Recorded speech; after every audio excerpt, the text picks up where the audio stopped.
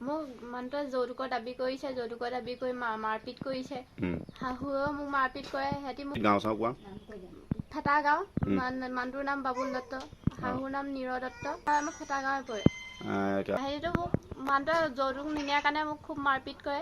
বুঢ়ীজনীয়ে লগাই দিয়ে, তাইক মাৰ বুলি সি মাৰিবলৈ যায় মোক অনবৰতে। আকৌ খাবলৈ ববলৈ নিদিয়ে, সিহঁতি খাই বৈ শুই থাকে, মোক খাবলৈ ববলৈ নিদিয়ে, সিহঁতি একো নিদিয়ে খাবলৈ।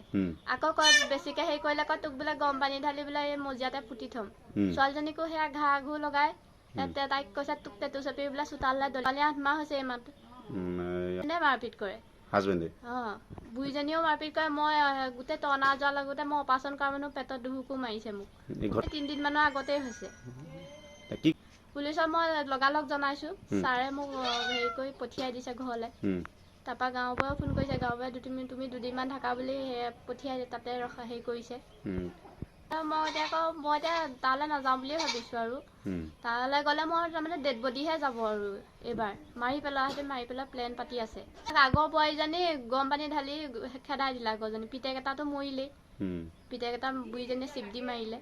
এতিয়া মোকো তাৰমানে চল চাই সিহঁতি গৰম পানী ঢালি মোক মাৰি পিনি মোক কয় তই নিজে মৰিলে বুলি কৈ দিম বোলে মই।